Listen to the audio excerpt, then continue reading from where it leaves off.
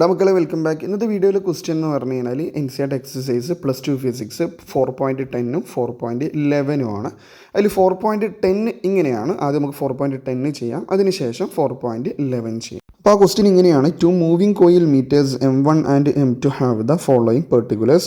R1 = 10 ohm ആണ്, N1 30, A1 3.6 × 10⁻³ meter square, B1 0.25 Tesla, R2 14 ohm, N2 42 ആണ്, A2 1.8 × 10⁻³ meter square, B2 0.5 Tesla. എന്നിട്ട് പറയുന്ന കാര്യം the spring constants are identical for the 2 meters.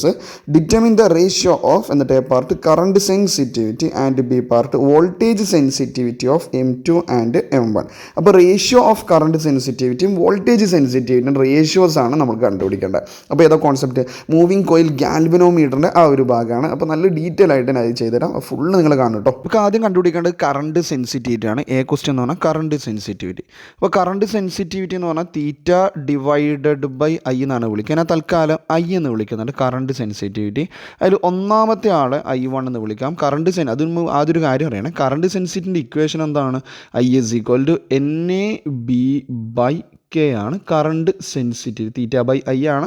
അതിനെ ഷോർട്ടായിട്ട് I എന്ന് വിളിച്ചാണെന്ന് കൂടി ഓർമ്മിക്കുകയാണ്. കറണ്ട് അല്ല കേട്ടോ മക്കളെ, കറണ്ട് സെൻസിറ്റിവിറ്റി ആണ്. ഞാൻ തൽക്കാലം I എന്ന് വിളിച്ചാണെന്ന് പറയുന്നുണ്ട്.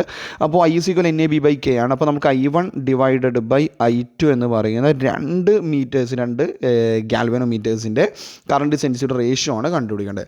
അപ്പോൾ I1 എന്ന് വിളിക്കുന്നത് എന്തായിരിക്കും? N1 A1 B1 / K1 ഉണ്ടാവും അല്ലേ, / താഴെയാണെങ്കിലോ I2 = N2 ഉണ്ടാകും, A2 ഉണ്ടാകും, B2 ഉണ്ടാകും, / K2 ഉണ്ടാകും. ഇത്രയേ ഉള്ളൂ. അപ്പോൾ കറണ്ട് സെൻസിറ്റിവിറ്റി ഇക്വേഷൻ അറിയാത്തവർ നിർബന്ധമായിട്ടും ഇത് പഠിച്ചോ. കറണ്ട് സെൻസിറ്റിവിറ്റി S നേരം കൊടുത്തു. Current sensitivity = NAB/K. അപ്പോൾ നമ്മൾ ഈ വാല്യൂസ് കൊടുക്കുക. N1ൻ്റെ വാല്യൂ എത്രയാണ്? അല്ല, ക്വസ്റ്റിൽ തന്ന കാര്യമല്ലോ, ഡയറക്റ്റ് N1 എന്ന് പറഞ്ഞാൽ 30 ആണ്. A1 തന്നെ തന്നിട്ടുണ്ട്, റേഡിയസ് അല്ല, A1 തന്നെ. മസ്റ്റായിട്ട് ഈ ലെവൽ പ്രോബ്ലംസ് ചെയ്ത് പഠിക്കണേ. 3.6 × 10⁻³ ആണ് തരുന്നുണ്ട്. B1ൻ്റെ വാല്യൂ ക്വസ്റ്റിൽ തരുന്നുണ്ട് 0.25. എനിക്കതിൻ്റെ 1/4 എന്ന് എഴുതാനാണ് തോന്നുന്നത്. ഓക്കെ, ഡിവൈഡഡ് ഒരു കാര്യം, ഈ K2 മുകളിലേക്കല്ലേ വരിക, ആ K2 മുകളിലേക്ക് വരും. അപ്പോൾ അത് അവിടെ തന്നെ മൾട്ടിപ്ലൈ ചെയ്യാം. NAB/K2. അപ്പോൾ രണ്ടാൾക്ക് സ്പ്രിംഗ് കോൺസ്റ്റൻറ്റ് സെയിം ആണല്ലേ. ഓക്കെ. അപ്പോൾ K1 K2 ക്യാൻസൽ ചെയ്ത് പോയി. അപ്പോൾ കുറച്ചും കൂടി എളുപ്പമായല്ലോ. /N2. വാട്ട് ഈസ് N2 എന്ന് പറഞ്ഞാൽ 42 ആണെന്ന് ക്വസ്റ്റ്യനിൽ തരുന്നുണ്ട്. A2 1.8 × 10⁻³ ആണ്. ദെൻ ഇനി B2 ആണ്. B2 എത്രയാണ്? 0.5 അല്ലേ. That is 1/2. നമുക്ക് ഈ ഒരു വാല്യൂസ് ഒന്ന് സിംപ്ലിഫൈ ചെയ്താൽ നമ്മളെ സംഭവം കിട്ടുന്നതാണ് ഞാൻ തോന്നുന്നത്. ഓക്കെ, നമുക്ക് സിംപ്ലിഫൈ ചെയ്യാമല്ലോ. ഏകദേശം ഒരു ക്യാൻസൽ ചെയ്യാൻ പറ്റുന്ന രീതിയിലൊക്കെ തന്നിട്ടുണ്ട്. ഓക്കെ. നമുക്ക് ഈ 4ഉം 2ഉം ക്യാൻസൽ ചെയ്ത് കഴിഞ്ഞാൽ യെല്ലോ കളർ യൂസ് ചെയ്യാം. 4ഉം 2ഉം ക്യാൻസൽ, അവിടെ ഒരു 2 ഉണ്ടാവും. യെസ് അല്ലേ. ഓക്കെ, അപ്പോൾ താഴെ ഒരു 2 ഉണ്ടാവും. ഈ 2ഉം 30യും കട്ട് ചെയ്താൽ മുകളിൽ ഒരു 15 ഉണ്ടാകും. ഓക്കെ, അവിടെ നിൽക്കട്ടെ, 15 ഉണ്ട്.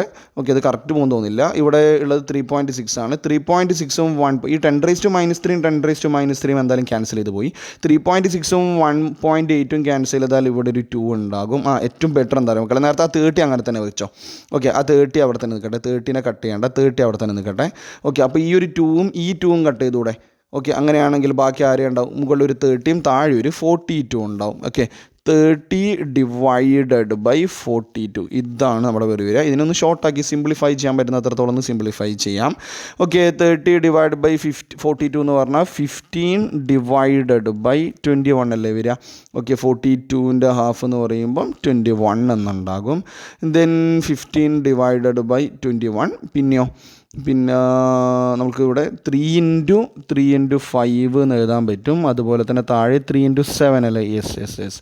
അപ്പോൾ 3 ക്യാൻസൽ ആവും. So final answer will be 5/7 ആണ്. ഓക്കെ, അപ്പോൾ കറണ്ട് സെൻസിറ്റിവിറ്റിൻ്റെ റേഷ്യോ എന്താണ് വരിക? 5:7 എന്നാണ് വരിക. എനിക്കതാണ് കിട്ടിയത്, നിങ്ങൾക്ക് അത് തന്നെയാണെന്ന് ചെക്ക് ചെയ്യാം കേട്ടോ. ഓക്കെ, കഴിഞ്ഞില്ല. ബി പാർട്ട് ഉണ്ട്. ബി പാർട്ട് എന്താണ് ചോദിച്ചാൽ വോൾട്ടേജ് സെൻസിറ്റിവിറ്റി ആണ്. VS1 VS2. ഓക്കെ, അല്ലെങ്കിൽ V1 V2 എന്നിനെ വിളിക്കുകയാണ്. ഓക്കെ, ഞാൻ നിങ്ങളോട് പറഞ്ഞു വോൾട്ടേജ് സെൻസിറ്റിവിറ്റി ആണ്. വോൾട്ടേജ് സെൻസിറ്റിവിറ്റി എന്ന് പറഞ്ഞാൽ കറണ്ട് സെൻസിറ്റിവിറ്റിന് അതേ ഇക്വേഷൻ തന്നെയാണ് വോൾട്ടേജ് സെൻസിറ്റിവിറ്റി. പക്ഷേ ചെറിയൊരു ചേഞ്ച്. നേരത്തെ NAB/K എന്ന് മാത്രമേ ഉള്ളൂ. ഇവിടെ ആണെങ്കിലും ഡിനോമിനേറ്ററിൽ ആര് കൂടി ഉണ്ടാകും? റെസിസ്റ്റൻസ് കൂടി ഉണ്ടാകും. അപ്പോൾ ഒന്നാമത്തെ ആളുടെ വോൾട്ടേജ് സെൻസിറ്റിവിറ്റി എന്താ? N1 A1 B1 / K1 into R1 എന്നുണ്ടാകും. K1 into R1 എന്നുണ്ട് കേട്ടോ. ഓക്കെ, താഴെയാണെങ്കിൽ N2 A2 B2 divided by K2 into R2. ഇത് ചെയ്തിട്ട് നമുക്ക് അടുത്ത ക്വസ്റ്റ്യൻ 4.11 ഉണ്ട് അത്രേ. ഓക്കെ, ഇനി വാല്യൂസ് ഒന്ന് കൊടുത്ത്, അപ്പോൾ നേരത്തെ ചെയ്ത അതേപോലെ തന്നെയാണ്. ഐ തിങ്ക് നമുക്ക് അത് കൂടുതലൊന്നും ചെയ്യേണ്ട ആവശ്യമുണ്ടെന്ന് തോന്നുന്നില്ല. കാരണം എന്താ, നമ്മൾ നേരത്തെ ചെയ്ത സമയത്ത് 5/7 എന്ന് കിട്ടിയില്ലേ. 5/7 എന്ന് പറഞ്ഞാൽ ഇതാ ഇത്രയും കാര്യങ്ങൾ 5/7 അപ്പോൾ ഇനി ഡിനോമിനേറ്ററിൽ ഇവിടെ ആരുണ്ടാകും? ഓക്കെ, ഇവിടെ ബൈ R2. അപ്പോൾ R2 ബൈ R1 ചെയ്ത് കഴിഞ്ഞാൽ കിട്ടൂലേ. ഓക്കെ, അപ്പോൾ നേരത്തെ അത്രത്തോളം ചെയ്ത് വീണ്ടും നമ്മൾ ഇത്രത്തോളം വീണ്ടും ഫുള്ളി ചെയ്യേണ്ട ആവശ്യമില്ലല്ലോ. ക്ലിയർ അല്ല, നമുക്ക് എന്ത് ഡൗട്ട് ഉണ്ടെങ്കിൽ ചോദിച്ചാൽ മതി. ഓക്കെ, അപ്പോൾ വോൾട്ടേജ് സെൻസിറ്റിവിറ്റിൻ്റെ റേഷ്യോ എന്ന് പറയുമ്പോൾ 5/7 ഇൻറ്റു R2 ക്വസ്റ്റ്യനിൽ തന്നിട്ടുണ്ടായിരുന്നു 14 ആണെന്ന് തന്നിട്ടുണ്ട്. R1ൻ്റെ വാല്യൂ 10. ഓക്കെ, അടിപൊളിയായിട്ട് ഒരു കട്ട് ചെയ്യാൻ വേണ്ടി തന്നെയാണ് തന്നെ. ഈ 14ഉം 7ഉം കട്ട് ചെയ്താൽ ഇവിടെ ഒരു 2 ഉണ്ടാകും.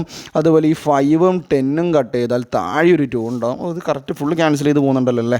ഓക്കെ, ദെൻ ഈ 2ഉം 2ഉം കൂടി 2 ഓക്കെ, ഇവിടെ ഒരു 2 ഉണ്ടായിരുന്നു. ഈ 2ഉം 2ഉം കൂടി ക്യാൻസൽ ചെയ്തു. സോ ഫുള്ള് ക്യാൻസൽ ചെയ്ത് പോയി. സോ റേഷ്യോ എന്താണ്? 1:1 ആണ് വോൾട്ടേജ് സെൻസിറ്റിവിറ്റിൻ്റെ റേഷ്യോ ആയിട്ട് എനിക്ക് കിട്ടുന്നത്.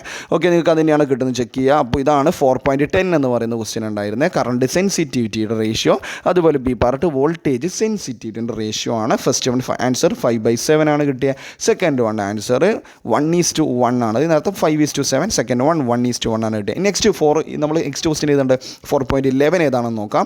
ഓക്കെ, അതിൻ്റെ കൂടി നിങ്ങൾ ഫുള്ളും കാണും കേട്ടോ.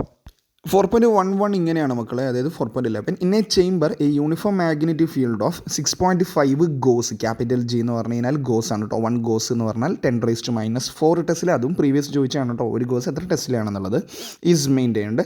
And electron is shot into the field means magnetic ഫീൽഡാണ്, with a speed of 4.8 × 10⁻⁶ metre per second normal to the magnetic field.